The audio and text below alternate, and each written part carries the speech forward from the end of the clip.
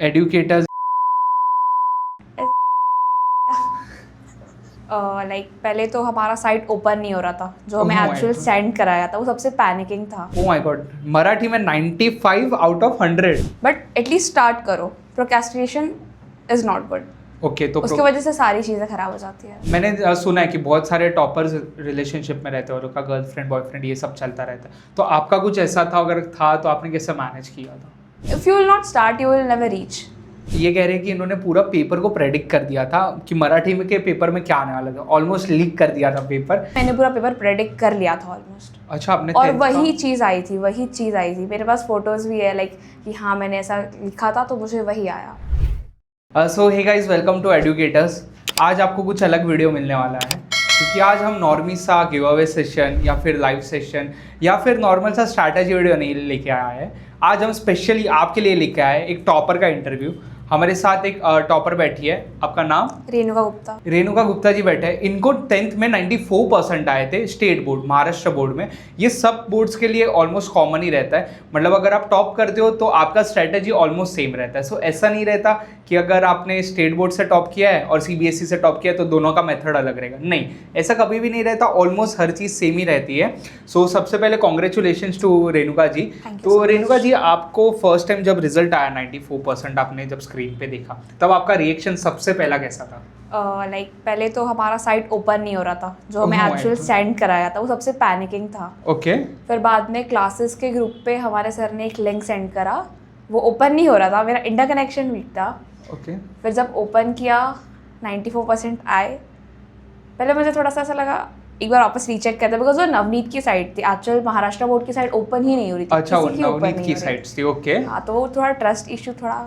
फिर बाद में मुझे सर का कॉल आया, उनने मुझसे पहले मेरा रिजल्ट चेक कर लिया था। हॉल टिकट आपने हाँ, वगैरह तो दिया मैंने रहेगा। स्क्रीन पे हाँ, अपना हाँ। रिजल्ट इतना शॉकिंग नहीं लगा, बट सुन के मुझे ज़्यादा शॉकिंग फील हुआ। अच्छा, कि 94% आपको आ हाँ, गए। हाँ। बाद में घर पे मॉम डैड रहेंगे, कैसा था वो? They were all proud of me. Okay, expected था ये रिजल्ट 94 की? ऐसा इसका उल्टा 49 एक्सपेक्टेड? नहीं, एक्सपेक्टेड तो था, बिकॉज मेहनत करी थी, वो सब देख रहे थे। ओके, तो एक्सपेक्टेड था कि 94 हाँ। आएंगे, बट आपने टारगेट कितना किया था? समझो आपने एग्जाम मैंने दिया था। टारगेट 97, 96, लाइक यू नो, जितना हम सोचते हैं ना, हमें ज़्यादा ही सोचना चाहिए जितना हमें चाहिए उससे। Okay, so you are saying कि अगर आपको मतलब 95 स्कोर करना है तो आपको 100 का सोचना हाँ, चाहिए, आपको 100 का सोचना चाहिए। तभी 95 आएगा। अगर आपको 90 चाहिए तो आपको Okay. 95 का सोचना पड़ेगा। Okay. और आपको उस तरह से मेहनत करनी पड़ेगी। उस हिसाब से मेहनत करनी है कि तब जाके अपने को थोड़ा कम आएगा। तो रेणुका जी, सबसे पहला तो मतलब मैनी कॉन्ग्रेचुलेशंस आपको। बट ये सेशन एकदम अपन ओपन रखने वाला है। मैं आपको बहुत लिमिटेड क्वेश्चंस पूछूंगा और बहुत स्पेसिफिक क्वेश्चंस पूछूंगा, जिससे हमारे ऑडियंस को, अगर आप स्टूडेंट हो और ये देख रहे हो एग्जाम के थोड़े दिन पहले, लाइक 10-15 दिन बाकी है, तो मैं ऐसा वीडियो बनाऊंगा जिससे हेल्पफुल रहे आप लोग के लिए। रेणुका जी हमको ऐसा कुछ स्ट्रैटेजी वगैरह देगी जिससे अपन ये पूरा चीज़ कर पाएंगे। सो अगर आपको भी कोई क्वेश्चंस वगैरह है स्टूडेंट्स, तो आप कमेंट सेक्शन में लिख दो, क्योंकि नेक्स्ट जो एपिसोड आएगा उसको हम कमेंट्स को अच्छे से पढ़ेंगे और वो क्वेश्चंस को भी लेंगे सिर्फ आपके लिए।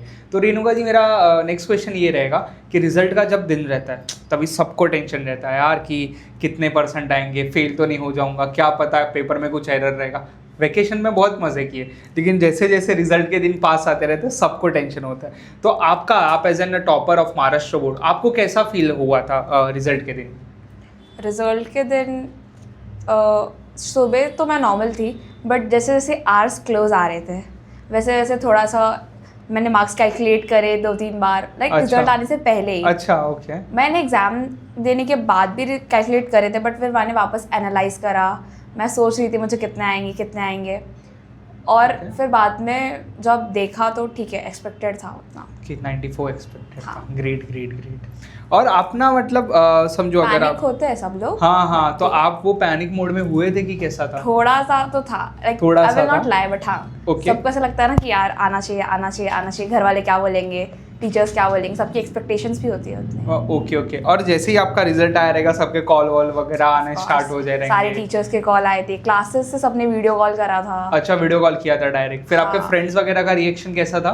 सब लोग खुश थे, सब लोग खुश थे। बढ़िया। फ्रेंड्स को भी अच्छे मार्क्स आए थे। Okay, great. आपने एक्चुअली कौन से क्लासेस से पढ़ाई की है? गुरुकुल एकेडमी। गुरुकुल एकेडमी कहाँ पे आई है?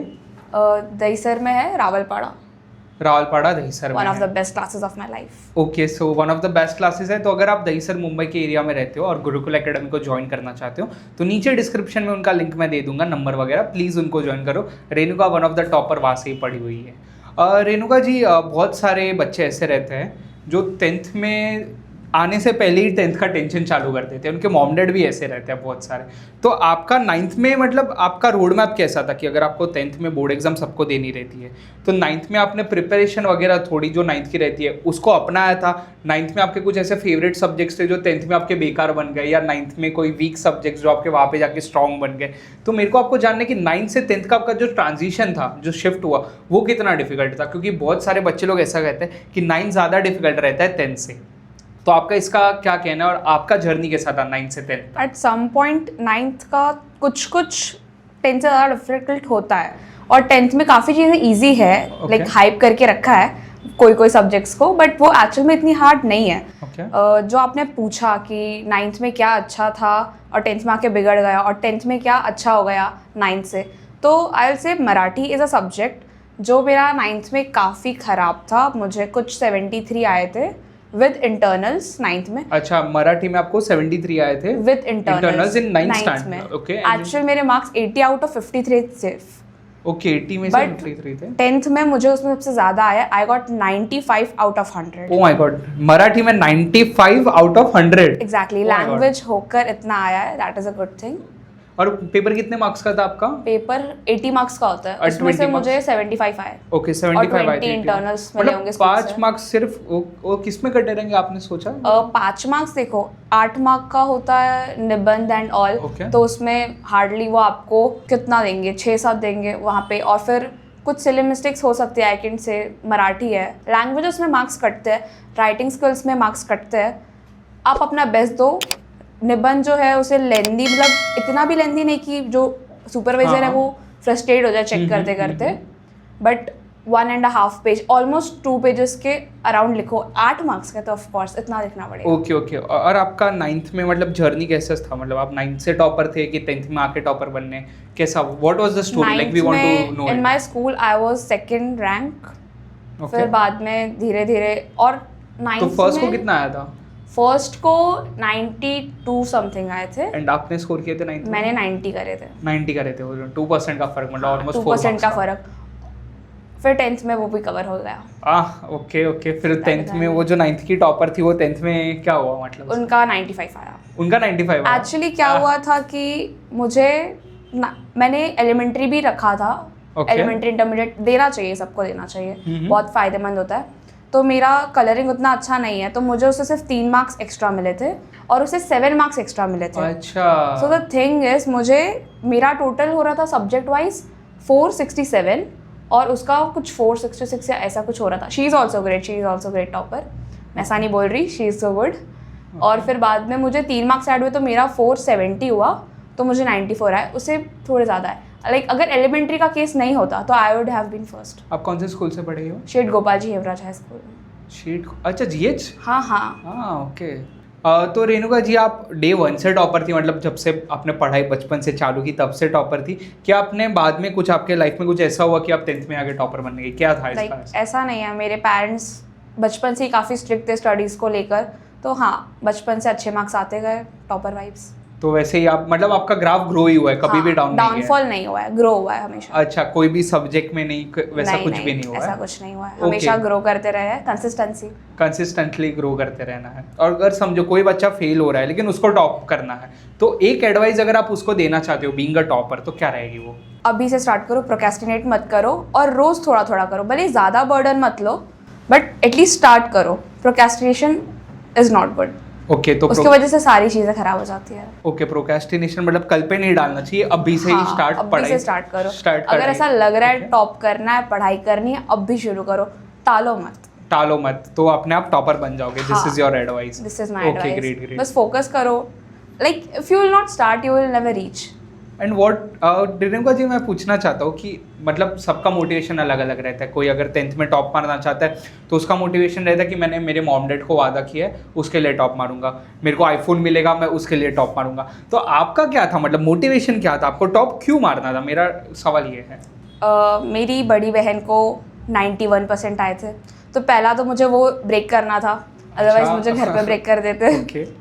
और दूसरा ये था कि हमारा जो क्लासेस था वहाँ से हमें ये कहा गया था, पहले तो ये लाइक एनुअल फंक्शन होता है एक, तो उसमें पहले से हमें ये कहा था कि 10,000 रुपीज़ आपको मिलेंगे, हाँ, हाँ। जो भी टॉप करेगा। हाँ। और फिर एक एनुअल डे के दिन और 10,000 ऐड हो गए, तो अच्छा। 20,000 के लिए टॉप करना तो बनता अच्छा, है। तो आपने वो 20,000 और Of आपको course. बहन से मतलब आगे बढ़ना था, Of तो 2 रीजंस के कारण आपने वो माइंडसेट में Top रखा किया। और आगे जाके टॉप मारा। Okay, that's great. देन बाद में किया क्या आपने वो 20,000 का? अभी तो पापा को दे दिए। अरे वाह, वेरी गुड वेरी गुड। सो आपने वो जो पैसे आपने मतलब क्लासेस से लिए थे, जो आपने जीते थे, वो जाके आपने डैड को दे दिए। Great great. So Renuka ji, बहुत सारे मतलब रहते हैं बच्चे जो लोग कंफ्यूज रहते हैं कि 9th में ना मतलब वो वेकेशन ही नहीं लेते। वो सोचते हैं नहीं भाई 10th में टॉप मारना है, 9th में तो बेकार मार्क्स आ गए, अभी 10th में पक्का मैं टॉप मारूंगा। ऐसा करके वो पढ़ाई 9th के बाद ही शुरू कर देते हैं। बाद में थोड़े टाइम बाद रहता है, बाद में कंसिस्टेंसी टूट जाता है। तो आपने क्या थोड़ा ब्रेक लिया था 9th और 10th के बीच में, कि आपने भी डायरेक्ट पढ़ाई शुरू कर दी थी, फिर एंड तक पूरा पढ़ा था आपने बीइंग अ टॉपर? तो 9th में बेसिकली क्या होता है, स्कूल्स में पहले ही स्टार्ट करा देते हैं, मतलब 9th के वेकेशन में अबाउट 15 डेज़ 20 डेज़ स्कूल वाले खुद ऐसा सेशंस रखते हैं, हर स्कूल में होता है ये। और क्लासेस में भी फोकस किया गया था, जो 2 महीने का समर ब्रेक होता है उसके अंदर मैंने ऐसे 15 डेज़ का ब्रेक लिया था। और बाकी ऐसे मॉक टेस्ट वगैरह चालू थे संडे टू संडे। अच्छा, सब मतलब कुछ 10th चालू का मॉक टेस्ट ऑलरेडी चालू हो गया था 9th के बाद से। ऐसा? मतलब जमा आपको, मेरे को तो ऐसा वो चक्कर आ जाएगा कि ये इतना मतलब 9th का अभी थोड़ा खत्म कभी हुआ है। ऐसे लगता था कि अभी तो 9th खत्म हुआ, अभी 10th का वापस क्यों पढ़ना है, बट फिर लाइक ओके ठीक है पढ़ रहे। और ये बहुत हेल्पफुल रहता है कि बाद में तुम एक ही बार में सडन प्रेशर नहीं ले रहे, और फिर स्कूल में जब ऐसे टेस्ट वगैरह होते हैं तो यू आर ऑलरेडी लाइक हाँ मुझे तो आता है, ठीक है मैं ओके बता ओके सकती हूँ। ओके। सो अभी टेस्ट की बात हो रही है। सो यूनिट टेस्ट जो अपनी स्कूल्स में रहती है, वो आपको कितनी हेल्पफुल हुई थी आपके बोर्ड एग्जाम्स में? क्योंकि जनरली जो यूनिट टेस्ट सब स्कूल्स की अलग अलग रहती है। अभी क्वेश्चंस भी वो टीचर्स ही बनाते हैं, अभी वो टेक्स्ट बुक के पीछे वाले भी बनाते हैं, टेक्स्ट बुक के अंदर से भी बनाते हैं। तो आपको वो यूनिट टेस्ट जो रहती है स्कूल्स में, मिड टर्म टेस्ट जिसको बोलते हैं, वो आपको कितनी हेल्पफुल रही थी बोर्ड एग्जाम में? देखो हेल्पफुल तो है, बिकॉज हमारे स्कूल में यूनिट टेस्ट के मोस्टली पेपर जब मैंने एनालाइज करे लास्ट ईयर्स के पेपर, उसके कुछ क्वेश्चंस रिपीटेड थे। अच्छा, बोर्ड एग्जाम में? हाँ, Okay. बोर्ड एग्जाम के क्वेश्चंस हमारे स्कूल के इसमें रिपीटेड थे। अच्छा। तो हमें पहले ही ऐसा बहुत ट्रेन करके रखा गया था कि कैसा पेपर आने वाला है, तुम्हें कैसे पेपर लिखना है, कैसे रिएक्ट करना है। अच्छा, सब कुछ हमें ऑलरेडी सिखाया गया था। ओके, तो आपको यूनिट टेस्ट वगैरह मतलब बहुत हेल्प करती है? Helpful तो होता है। बोर्ड एग्जाम मतलब अगर आपको नथिंग इज यूजलेस। ग्रेट। अच्छा, वाह, nothing is useless, this is great. मतलब अगर आपको बोर्ड एग्जाम में अच्छे स्कोर करने हैं तो आपको प्रैक्टिस यूनिट टेस्ट से ही शुरू कर देनी चाहिए। तो आई वो मस्ट आपको से जब टाइम मिल रहा है चालू कर दो। 9th खत्म हुआ, थोड़ा ब्रेक लो, चालू कर दो, चालू कर दो। कंसिस्टेंट रहो। अच्छा, कंसिस्टेंट। तो आपने वैसे कितना टारगेट किया था मतलब बोर्ड एग्जाम में? कि समझो आपको तो आया 94%, बट आपका एग्जैक्ट टारगेट क्या था कि मेरे को 98 आनी चाहिए, 99 आनी चाहिए, वैसा मुझे कैसा ऐसा था कि 97 98 मतलब हमेशा ज़्यादा ही एम करा था। ज़्यादा ही एम करा था, 94 से कम नहीं किया? 94 से कम अनएक्सपेक्टेड रिजल्ट नहीं था? अरे इतना कैसे आ गया? ऐसा कुछ अनएक्सपेक्टेड तो नहीं था। Great. पेपर लिखने के बाद ऐसा लग रहा था थोड़ा कि लाइक कैसा जाएगा, और फिर बहुत सारे ऐसे अजम्पशंस बना के रखे होते हैं। कोई तुम्हें कहेगा कि सुपरवाइजर ऐसे फ्रस्ट्रेट होके पेपर चेक करते हैं, ये सब ऐसा कुछ नहीं होता। अच्छे से पेपर अच्छा। दो, जो तुम लिखोगे वही आएगा। ओके, तो अपन एक मिथ बस्टर रखेंगे हाँ। जिसमें अपन ये सारी छोटी छोटी चीज़ें अपन डिस्कस करेंगे। As a board exam topper आप मतलब आपका रूटीन कैसा रहता था? आप कितने बजे जल्दी वाले आप पढ़ाई वाले बच्चे थे कि सुबह जल्दी उठ के पढ़ते थे, कि रात को सोने से पहले थोड़ा बहुत पढ़ लिया फिर सो गए? कैसा आपका रूटीन कैसा था as a board exam topper? Starting में फिक्स नहीं था, बट फिर बाद में लाइक बीच के टाइम में मैं मॉर्निंग पर्सन हो गई थी, फिर बाद में नाइट पर्सन हो गई थी। अच्छा, मतलब जैसे जैसे एग्जाम हाँ। नजदीक आ रहा था आप नाइट पर्सन होते जा हाँ। रहे थे। तो आपका ऐसा डेली ऐसा रूटीन अगर हमको डेली बता का पाओ तो? रूटीन वाज लाइक सुबह 6 बजे उठो, क्लासेस अटेंड करो, क्लासेस जाओ, फिर स्कूल मेरा आफ्टरनून का था, उसके बाद आए थोड़ा सा रेस्ट करा, फिर वापस से पढ़ाई की, फिर सो गए। फिर सो गए मतलब ये ऐसे आपका- कंटिन्यू रहता था। फिर संडे को ऑल डे। आपका वीकेंड्स पे रूटीन मतलब ऐसा चिल था कि और ज़्यादा फोकस थे वीकेंड्स? टेस्ट भी उसी दिन होता था, फिर जो लैंग्वेजेस के एक्स्ट्रा लेक्चर्स भी उसी दिन होते थे, फिर वो पूरा डे लाइक संडे बहुत हेक्टिक जाता था। अच्छा, so Sunday was the most hectic day being an normal मतलब holiday day. As a board exam topper बच्चे स्कूल्स को स्किप कर देते हैं कि सिर्फ ट्यूशन पे ध्यान देते हैं, तो आपने स्कूल्स को स्किप किया था, ट्यूशन पे ध्यान दिया था, कि दोनों मैनेज किया था? कैसा किया था? मेरा अटेंडेंस स्कूल में 100 on 100 था। ओ माय गॉड, मतलब एक दिन भी छुट्टी नहीं ली है, एक दिन भी छुट्टी नहीं की एक पूरे दिन भी साल छुट्टी में? नहीं ली है, पूरे साल कंसिस्टेंट। और ये अभी से नहीं है, 8th 9th 10th पूरे ऐसे लाइफ में 8th के बाद से तो मैंने छुट्टी लेना ही छोड़ दिया, अच्छा, ईद के बाद आपने छुट्टी नहीं ली है कभी भी पूरे कभी साल भी में? नहीं। और ना ही क्लासेस में ना ही स्कूल में? क्लासेस में कभी 1-2 बार ऐसे ज़्यादा तबीयत ख़राब हुई तो ठीक है, बट स्कूल में एक भी दिन नहीं। स्कूल में एवरीथिंग इज़ इम्पॉर्टेंट, रोज़ तुम्हें कोई कुछ नया बोल के जाएगा, इट्स इम्पॉर्टेंट कि तुम सब कुछ जानो। अच्छा, okay, so knowledge is important school से लेना भी। और हमारे स्कूल में काफ़ी अच्छे टीचर्स थे, अच्छा, जीएच बताते सब कुछ। So as a board exam topper पढ़ाई के टिप्स वगैरह सब लोग देते हैं, तो आपको कौन सा लेना है कौन सा नहीं लेना है वो आप कैसे सेग्रीगेट करते थे कि कंफ्यूजन नहीं हो जाता था आपको? कन्फ्यूजन तो होता है, कभी कोई कहता है कि तुम्हें लाइक राइटिंग स्किल में ऐसे करना है, फिर कोई और टीचर तुमसे आगे कोई कुछ और कहेगा, बट अच्छा। इट्स इम्पॉर्टेंट कि तुम अपने सीनियर से बात करो। आई विल से मेरी बहन ने मुझे काफ़ी हेल्प करा था, और लाइक ठीक है उसने खुद दिया है 2 साल पहले ही, तो वो मुझे बहुत अच्छे से बताती थी। मैं उसको आके कभी बताऊंगी कि मुझे स्कूल में ना ऐसा कहा है कि हमें ये ऐसे ऐसे करना है, शी इज़ लाइक तू ऐसे कर सकती है बट तू इसमें ये कर, ये मत कर। So she used to tell me कि क्या करना है। सो आपकी मेंटर ऐसा अगर पता जाए as a board exam topper तो दीदी। बहन थी आपकी? हाँ। Great great. आपको बहन को कितने थे? 91%। 91%। और आपने उससे भी ज़्यादा?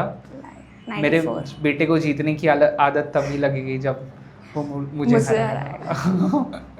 As you have scored 94% in board exam, so आपका एक पर्सनल लाइफ भी रहता है जिसमें फ्रेंड्स रहता है, फैमिलीज रहता है, रिलेटिव्स रहता है, और साथ ही साथ ये बोर्ड एग्जाम्स, तो आपने ये सारी चीज़ें मैनेज कैसे कर दी और 94% कैसा है? और प्लस फेस्टिवल्स रहता है ये पूरे टाइम में, और बोर्ड एग्जाम के वक्त तो होली आता है भाई, सबका फेवरेट रहता है, तो आपने कैसे मैनेज किया ये होल चीज़ को? हमारे हिस्ट्री के पेपर के पहले ही होली थी, ओके। तो ऐसा नहीं है कि तुम पूरा ही स्किप कर दो, बिकॉज मैंने ऑलरेडी पढ़ा हुआ था, मुझे बस सब कुछ एक बार ही रिवाइज करना था। ओके। तो मैंने होली ऐसे कुछ देर मनाई, फिर मैं घर पे आके वापस से पढ़ा। और मैनेज कैसे किया मतलब पूरे आपके एक साल की जर्नी को, क्योंकि उसमें फ्रेंड्स भी रहेंगे आपके, हाँ। रिलेटिव्स भी रहेंगे, Actually, फैमिली भी रहेगा। हाँ। मेरे फ्रेंड्स बहुत अच्छे थे, अच्छा, सब के सब हमारा पूरा ग्रुप ही स्टूडियस था। सबको मतलब ऐसा ही 90s के रेंज में हाँ, ही? सबको 90s के रेंज में ही मार्क्स आया है। ओके। फिर फैमिली फंक्शंस वगैरह आपने अटेंड किए?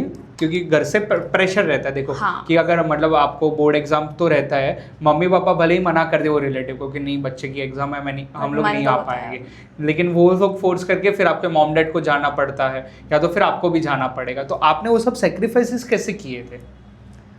एक्चुअली मैंने ज़्यादा सेक्रीफाइसेस नहीं करे हैं, बिकॉज सपोज कोई फेस्टिवल है, होली हो गई, दिवाली हो गई, दिवाली पे तो ऐसे जो 15 डेज 10 डेज का गैप रहता है, उसमें तुम पहले 10 डेज 15 डेज अच्छे से पढ़ लो और फिर फेस्टिवल्स एंजॉय करो।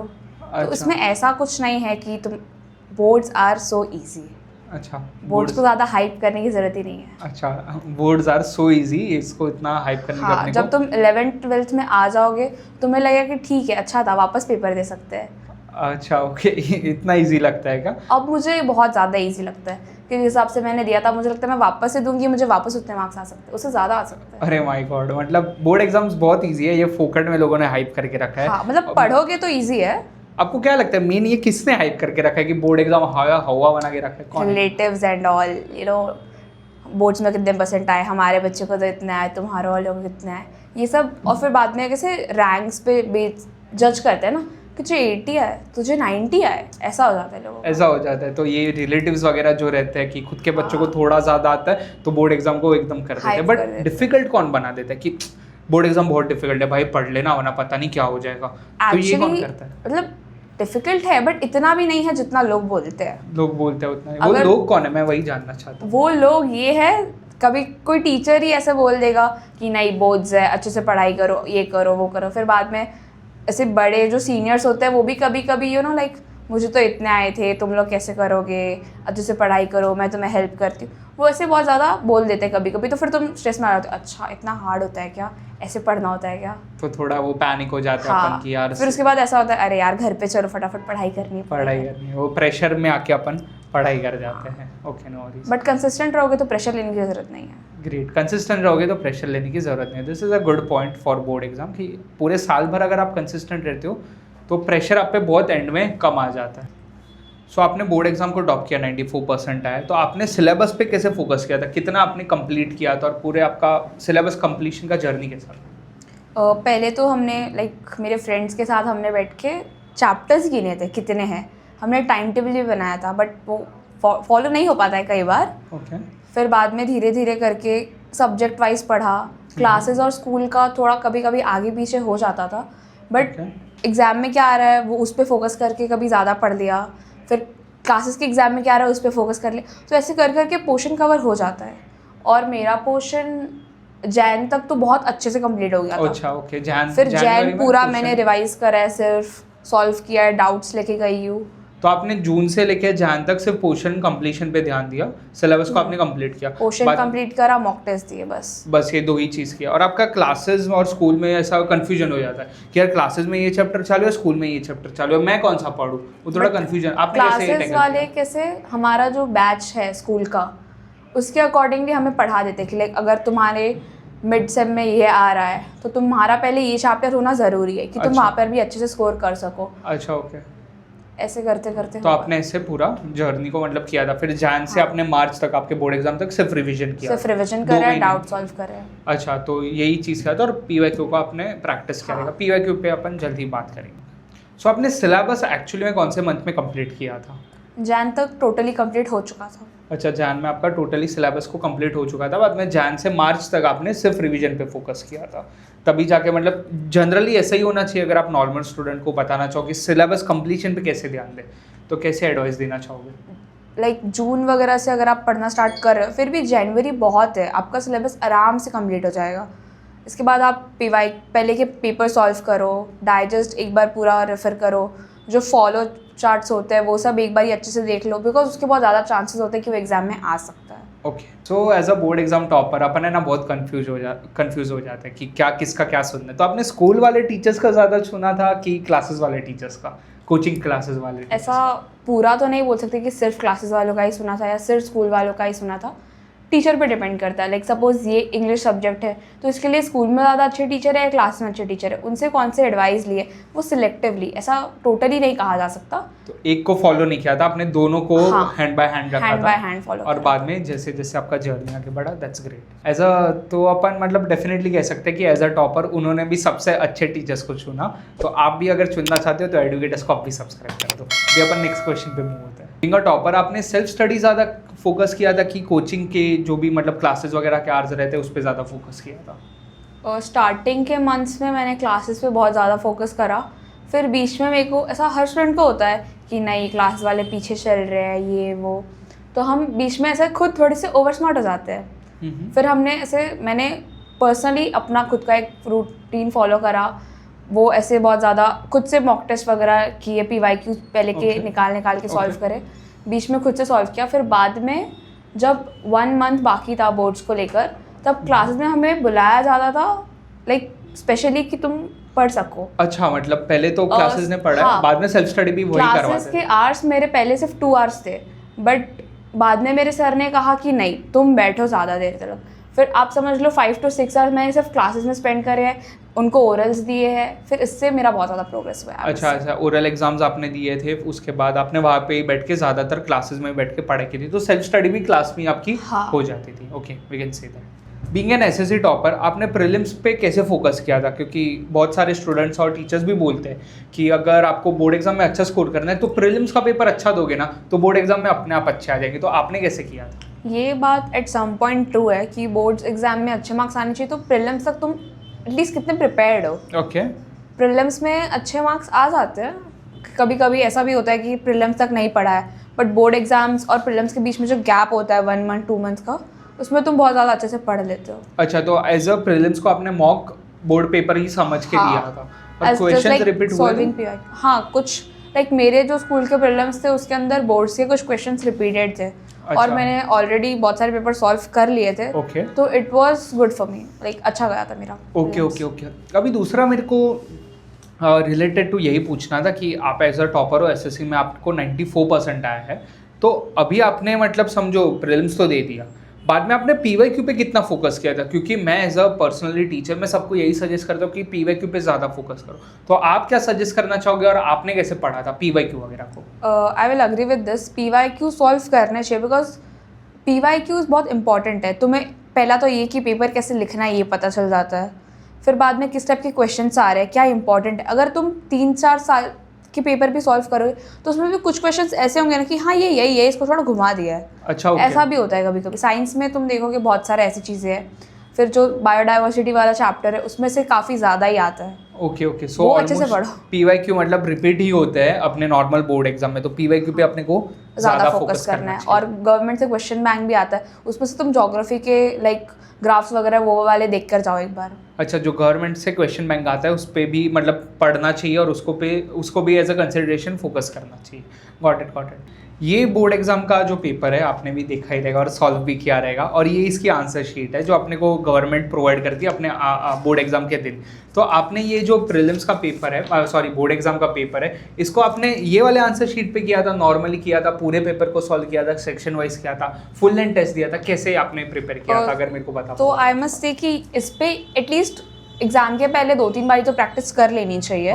बिकॉज स्कूल में जब हमारे प्रीलिम्स हुए थे तब भी हमने इस पर ही पूरा पेपर लिखा था, क्लासेस में प्रीलिम्स हुए थे तब भी हमने इस पर, और हमारे स्कूल में 2 बार ही प्रीलिम्स हुए थे। That was more beneficial for us. अच्छा, 2 बार प्रीलिम्स हुए थे तो आपको मतलब 2 बार प्रैक्टिस हो गई थी ऐसे पेपर पे लिखने में। और क्लासेस में भी जब प्रीलिम्स होता तो भी हमने इस पर ही लिखा था। अच्छा, तो इस पे ही फोकस करना चाहिए ज़्यादातर। लाइक अब सपोज आप ये कर रहे हो तो इसके ऊपर प्रेजेंटेशन मैटर्स, आंसर लिखा फिर एक लाइन ड्रॉ कर दी, और ये सब एग्जाम के बाद टाइम मिलता ही है। पेपर इतना ज़्यादा लेंदी भी नहीं होता, कुछ सब्जेक्ट्स का कभी कभी होता है, बट नॉर्मली लाइक ठीक है, हो जाएगा 1.5 आवर में। अगर ये साइंस 1 का पेपर है तो ओके, गॉट इट। तो प्रेजेंटेशन वगैरह भी इस पे भी मतलब। और आई मस्ट से कि जब पेपर लिख रहे हो तो सीक्वेंस वाइज ही लिखो, आगे पीछे करके। ऐसा रहता है ना कि ये क्वेश्चन नंबर यहाँ पर डाल दिया तो हाँ वो सुपरवाइजर चेक कर लेंगे, ये सब बस कन्फ्यूजन है, इतना ज़्यादा नहीं करना चाहिए। नॉर्मली लिखो। MCQs वगैरह तो सर ने बताई होंगे आपको कि कैसे लिखना है, कैसे करना है, तो दैट्स ऑल। ठीक है, गॉट इट। आपने यूट्यूब चैनल वगैरह से कोई ऑनलाइन पढ़ाई ज़्यादा पे फोकस किया था, क्योंकि आजकल यूट्यूब पे बहुत सारे फ्री में वीडियोस मिलते हैं, मैं खुद बनाता हूँ, तो आपने वहाँ से कुछ टिप्स ट्रिक्स लिए थे कि सिर्फ ब्लाइंडली ऑफलाइन जो क्लासेज और स्कूल रहते हैं उस पर फोकस किया था? आपने टॉपर हो आप, तो आपने कैसा किया था? जब 9th और 10th का वेकेशन था तब मैं लाइक यूट्यूब पे ज़्यादा करी, बिकॉज मुझे ऐसा बहुत पहले से है कि मैं हमेशा क्लासेस और स्कूल से आगे रहना चाहती थी, कि मतलब अगर आप जो पढ़ा रहे हो तो मुझे ऑलरेडी उसका थोड़ा बहुत क्लू हो, तो फिर मैं उसको और अच्छे से समझ सकूँ। तो जब 9th और 10th के बीच का गैप होता है तो मैंने साइंस 1, साइंस 2 ऐसे और मैथ्स, इन तीनों पर ही ज़्यादा फोकस करा था। अच्छा। कि इसके मैं पहले ही कवर कर लूँ। फिर बाद में जब बोर्ड्स का टाइम था तब तो मैंने यूट्यूब पे इतना ज़्यादा नहीं देखा था, तब मैं ज़्यादा PYQs वगैरह पे ही रिलाई करती थी। सो आपने 10th के बाद साइंस लिया है, टॉपर बनने के बाद 94% आपको आया है। सो अभी आपने मतलब साइंस लिए, तो आपका जो मेन स्ट्रॉन्ग सब्जेक्ट था 10th में, सबसे ज़्यादा मार्क्स आपको ऑब्वियसली बात है या तो साइंस में आए थे, मैथ्स में आए रहेंगे, तो किस में सबसे ज़्यादा मार्क्स आए थे? ऐसा नहीं था। अच्छा। सबसे ज़्यादा मुझे लैंग्वेजेस में आए थे, हाईएस्ट आया था मराठी में, देन इंग्लिश में। अच्छा, मराठी में सबसे आपको हाईएस्ट था, कितना था आपको? मराठी में मुझे 95 आए थे। आउट ऑफ 100 95 मार्क्स आए थे। Okay, got it. तो आपने महाराष्ट्र तो आप नहीं हो, फिर भी आपको 95 और सबसे ज़्यादा इसमें आए कैसे? What was your strategy behind this thing? 9th standard में मुझे बहुत कम आए थे, तो आई वाज लाइक कि नहीं, इसमें तो अच्छे से मार्क्स करना ही है, इसमें ज़्यादा मार्क्स आने चाहिए। घर वालों ने भी कहा, क्लासेस वालों ने भी कहा, और मेन थिंग ये था, जो मैं 10th स्टैंडर्ड में, तो मेरी क्लास टीचर जो थी वो हमें मराठी ही पढ़ाती थी, और उनके नोट्स बेस्ट। और जब हमारा पोर्शन काफ़ी जल्दी ख़त्म हो गया था, तो हम ऐसे रोज़ क्लास में टेस्ट ही दे रहे थे। अच्छा, लैंग्वेजेस वगैरह, लैंग्वेजेस के, ग्रामर के। आई मस्ट से PYQs जब भी आप सॉल्व कर रहे हो तो पहले तो आप पहले के 5 साल के पेपर अपने सामने रखो, हर एक क्वेश्चन वाइज देखो कि पिछले साल ये क्या आया था, क्योंकि मैंने पूरा पेपर प्रेडिक्ट कर लिया था ऑलमोस्ट। अच्छा, आपने और वही चीज़ आई थी, मेरे पास फोटोज़ भी है, लाइक कि हाँ मैंने ऐसा लिखा था तो मुझे वही आया। अपन यहाँ पे फोटोज़ दिखा देंगे। ये कह रहे हैं कि इन्होंने पूरा पेपर को प्रेडिक्ट कर दिया था कि मराठी में के पेपर में क्या आने वाला था, ऑलमोस्ट लीक कर दिया था पेपर। काश किसी के साथ शेयर कर दिया रहता तो उनको 95। 1-2 फ्रेंड्स के साथ किया था, ज़्यादा भी नहीं किया था। अच्छा, नो वरीज। तो ऐसे प्रेडिक्ट कैसे किया आपने? मतलब पहले तो मैंने PYQ सॉल्व करे। पहले मैंने ऐसा सोचा कि मैं ग्रामर सेक्शन सॉल्व करती हूँ, ग्रामर में सॉल्व किया, बहुत ज़्यादा रिलेटेबल लगा। फिर और मोस्टली सब कुछ टेक्स्ट बुक में से ही आता है ग्रामर अच्छा, का। ग्रामर का और फिर तुलवाचन वो सब है, तो उसमें ज़्यादा कुछ नहीं है। पूरे बुक के अगर आप मराठी में देखोगे तो 10 से 12 क्वेश्चन है, उतना तो कर ही सकते हैं। Got it. तो आपको मतलब 6 मार्क्स ऐसे ही आ गए। फिर राइटिंग स्किल में एक ऐसे डाइजेस्ट के पीछे जो भी रहता है वो एक बार ही रेफर कर लिया। Okay. राइटिंग स्किल में प्रेडिक्ट नहीं कर सकते पेपर, बट बाकी जो सिलेबस है उससे प्रेडिक्ट कर सकते हैं। Okay, got that it. Is so easy. तो लैंग्वेजेस में जैसे आपने बताया कि आपको ज़्यादातर फोकस करना है राइटिंग स्किल्स वगैरह पे और पीवाईक्यू को ज़्यादा एनालाइज करना है। मैथ्स और साइंस में भी सिमिलर है पीवाईक्यू को मतलब करना है कि कैसा रहेगा मैथ्स और मैथ्स में सबसे ज़्यादा प्रॉब्लम बच्चों को तब होती होगी कि लास्ट के वो जो 4-4 मार्क के क्वेश्चंस होते हैं, 8 मार्क वाला जो सेक्शन होता है लास्ट का मैथ्स में, वो सबसे ज़्यादा टफ जाता है बच्चों का, कि उसमें बहुत ऐसे टफ क्वेश्चंस आ जाते हैं, वो हमसे सॉल्व नहीं हो पा रहे कई बार। बाकी पूरा 32 मार्क्स तो हम ऐसे ही ले लेते हैं। स्कोर कर सकते हो, वो तो तो उसके लिए बहुत क्या easy करना आता है। चाहिए मैथ्स और साइंस का स्ट्रैटेजी, अगर हाँ। आपको 1-2 लाइन में बताना हो तो? अगर 8 मार्क का छोड़ दे तो 32 मार्क्स के लिए आप पूरा टेक्स्ट बुक ही गो थ्रू करिए, ज़्यादा कुछ नहीं है। 8 मार्क वाले के लिए जो आपके टीचर आपको बता रहे हैं उस पर ज़्यादा फोकस करिए। हमारे क्लासेस में जैसे हुआ था कि हमें जो बताया था वही आ गया था मैथ्स में। अच्छा, जो बताया था आपको हाँ, वही एक आ दिन गया? पहले सर ने ऐसे बच्चों को बुलाकर सॉल्व कराया और एग्जैक्टली वही सेम क्वेश्चन आ गया था। Oh my God. आपको ऐसे टॉपर में कितने मार्क्स आए थे आपको एसएसटी में? मेरे को 92 आए थे। हिस्ट्री में 92 आए थे? हिस्ट्री, ज्योग्राफी, सिविक्स तीनों का मिलाकर 92। 92 आए थे, ओके। तो आपने एसएसटी को कैसे टारगेट किया था?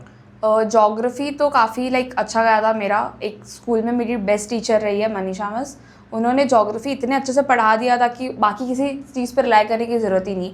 बस एक नवनीत की डाइजेस्ट है, उससे आंसर्स लर्न करें, मैप्स पे ज़्यादा ध्यान दो, क्योंकि कई बार ऐसा होता है हम भूल जाते हैं क्या नाम था क्या नहीं था।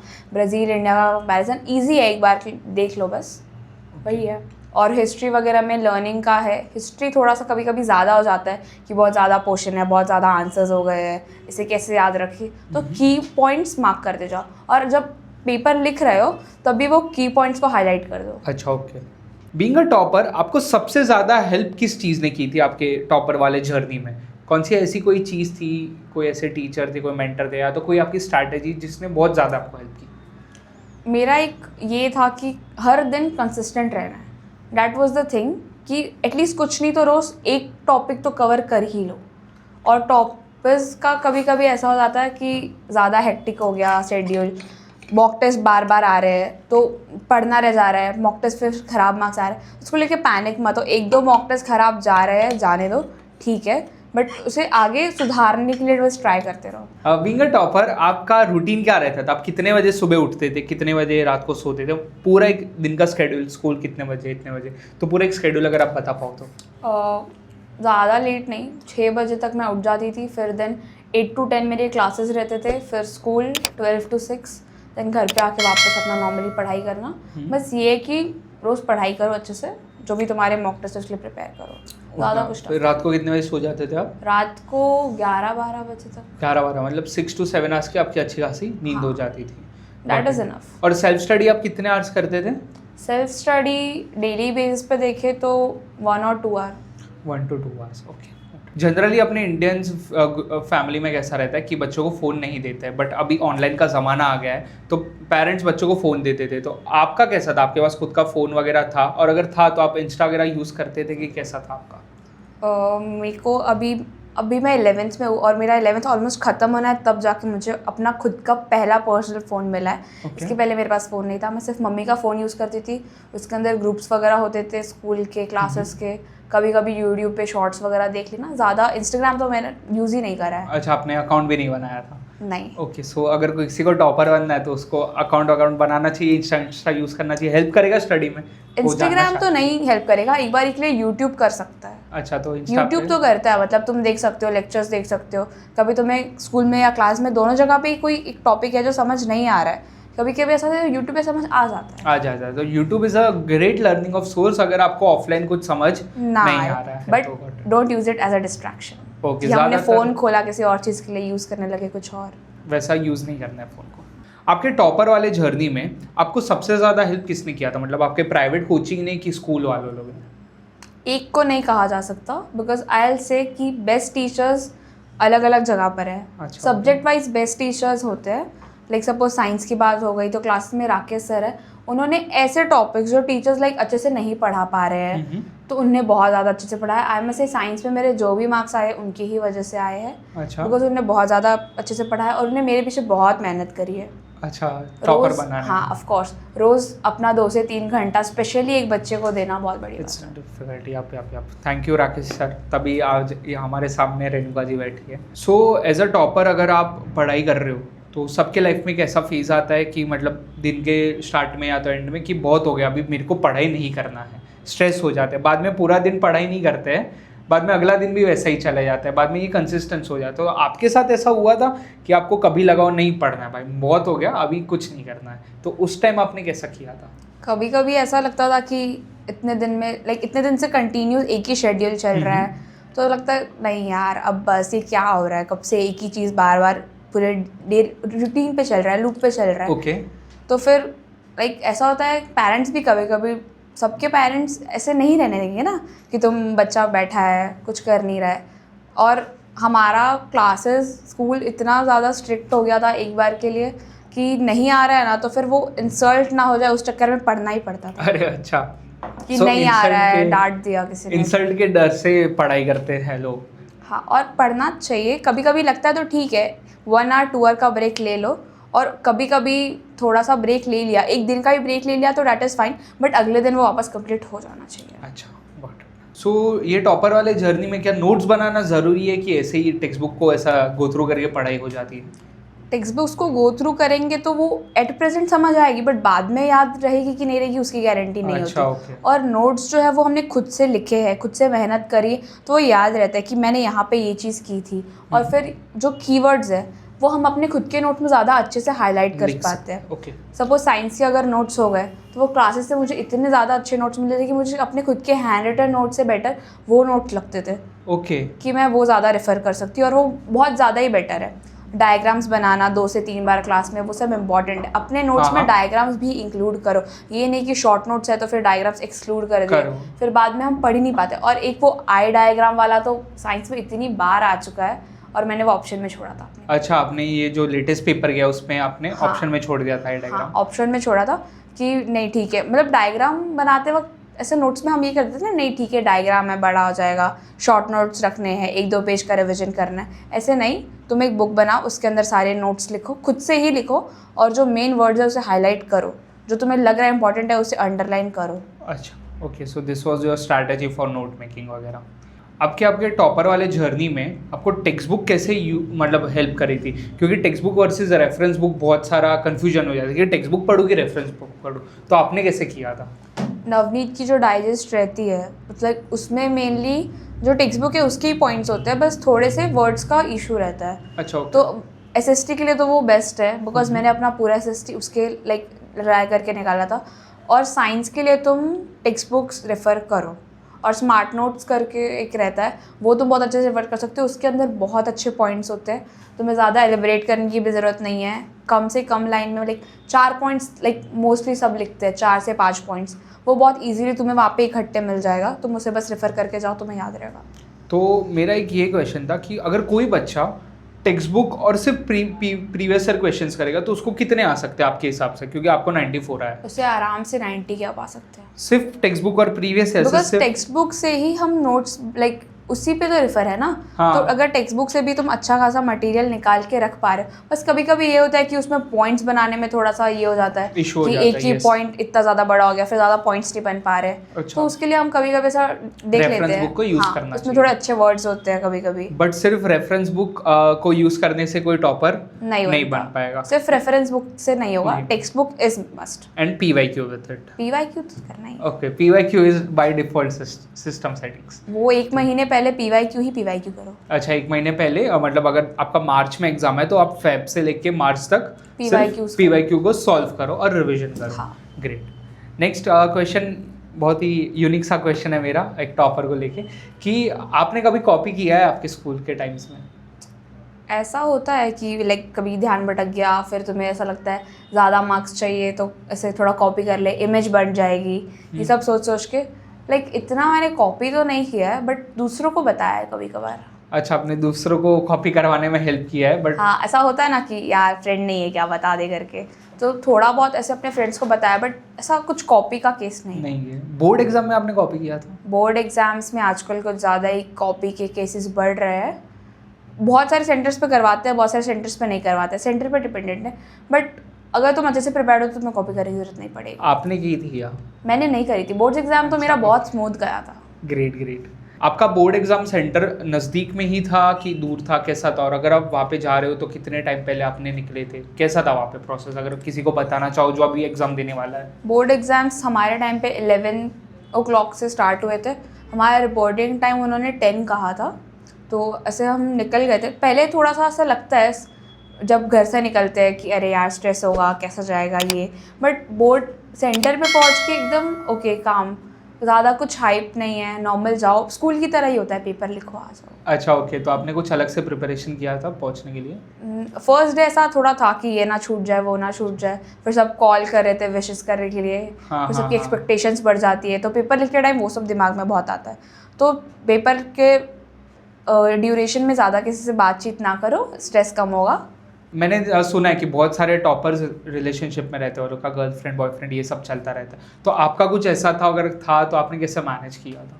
No, I was not like that. मैंने सिर्फ पढ़ाई पर फोकस करी है। फ्रेंडशिप्स थे, लाइक फ्रेंड ग्रुप, वो भी पूरा स्टूडियस था, हमारा काफ़ी अच्छा ग्रुप था, तो ऐसा कुछ इंटरेक्शन नहीं था किसी से। अगर किसी को टॉपर बनना है तो उसको रखना चाहिए ऐसा सब कि नहीं रखना चाहिए? अगर तुम्हें लगता है कि तुम दोनों मैनेज कर सकते हो तो it's your call, but I must say कि अभी इन सब चीज़ों पे ध्यान मत दो। अच्छा, बाद में ध्यान दो, अभी मत दो। अभी किस पे ध्यान दो? सिर्फ तो स्टडीज़ पे ध्यान दो, Studies पे। करियर पे फोकस करो। ओके। अभी अपन कुछ रैपिड फायर क्वेश्चंस करते हैं आपके साथ। आपको कोई भी एक ऑप्शन आंसर करना है, ठीक है? Starting with blue pen black pen. Blue pen. Self study tuitions. Tuitions. Science maths. Science.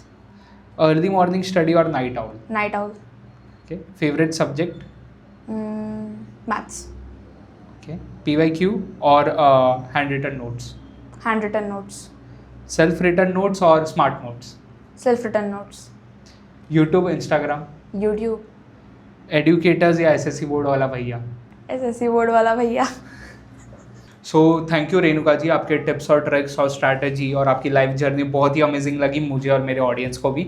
So audience, अगर आपको भी कुछ डाउट वगैरह है, कुछ क्वेश्चन है, तो नेक्स्ट सेशन में वो हम डिस्कस करेंगे। सो प्लीज़ कमेंट सेक्शन में वो क्वेश्चंस को लिख दीजिएगा। कॉन्ग्रेचुलेशंस रेणुका जी और आपके JEE जर्नी के लिए, and thank you for coming to educators. Thank you very much.